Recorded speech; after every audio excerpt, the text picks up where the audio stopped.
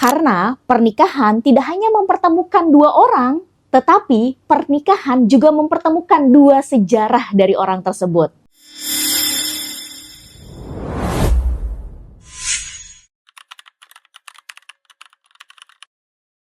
Halo, Assalamualaikum. Balik lagi dengan saya, Bunda Nagara, founder dari Sekolah Keluarga Indonesia. Hari ini momen spesial banget karena Pintas akan ngomongin tentang kamu dan pasanganmu.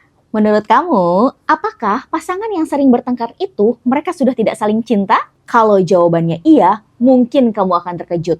Karena selama aku mendampingi beberapa pasangan di Sekolah Keluarga Indonesia, justru aku menemukan hal yang berbeda. Banyak pasangan yang datang bukan karena mereka sudah tidak cinta. Pada dasarnya, mereka tuh masih saling sayang. Masih sama-sama bekerja keras untuk keluarga. Masih mikirin anaknya, masih takut kehilangan pasangannya.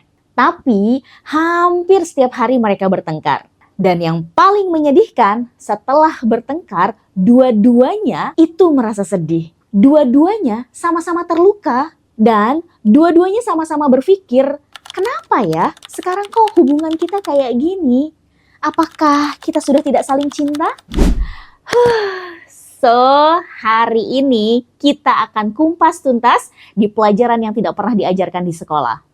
Kenapa pasangan yang saling cinta tetap bertengkar? Waktu masih pacaran, banyak orang yang berpikir mungkin ketika kita menikah dengan orang yang tepat, semuanya akan baik-baik saja. Padahal setelah menikah, kita baru sadar, ternyata cinta aja tuh nggak cukup.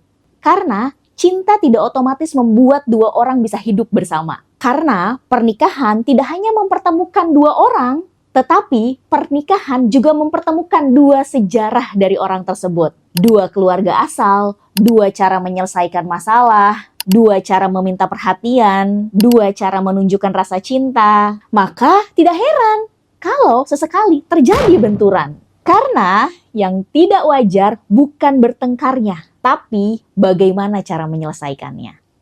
Pernah memperhatikan nggak?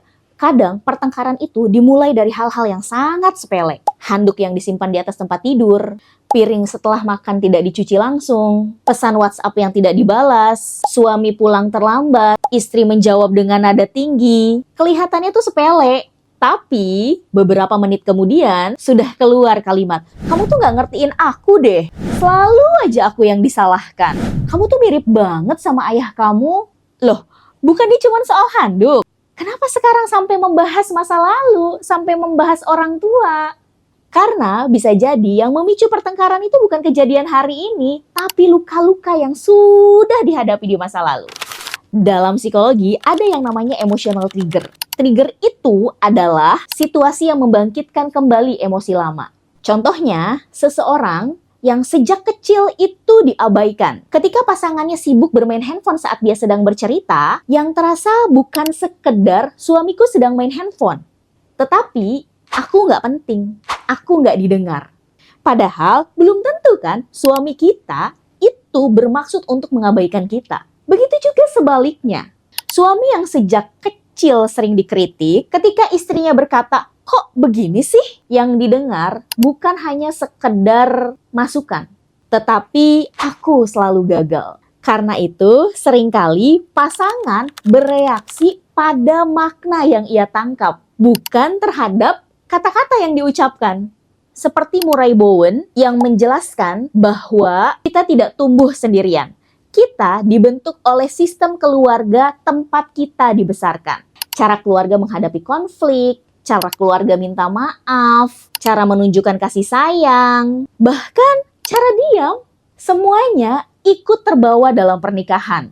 Jadi, ketika menikah, yang tinggal bersama itu bukan hanya dua orang, tapi juga kebiasaannya, dua budaya keluarga, dua cara bertahan hidup. Kalau semua itu tidak pernah dibicarakan, ya tentu akan terjadi benturan lagi dan lagi.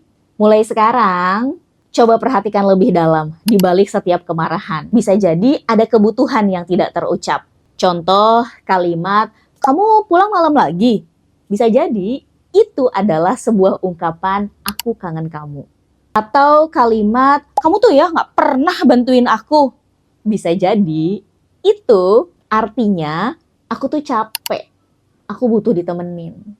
Atau nih, yang sering banget diucapkan, terserah deh. Bisa jadi artinya tuh, tolong kejar aku sebentar. Masalahnya, kita lebih sering ngedengar kata-katanya daripada mendengar kebutuhan di balik kata tersebut. So, sahabat keluarga Indonesia, kalau hari ini kamu masih bertengkar dengan pasanganmu, bisa jadi bukan karena cinta kalian sudah habis, tapi yang habis adalah tenaganya, mungkin kesabarannya, mungkin juga kemampuan untuk saling memahami. Dan itu semua masih bisa dipelajari. Karena hubungan yang sehat itu bukan hubungan yang tidak pernah bertengkar, tapi hubungan yang tahu cara kembali setelah bertengkar.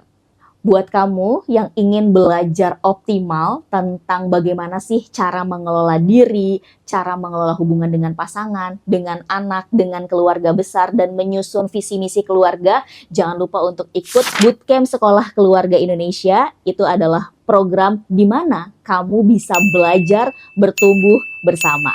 Saya Bunda Nagara, terima kasih sudah mendengarkan podcast ini. Salam hangat dari Sekolah Keluarga Indonesia.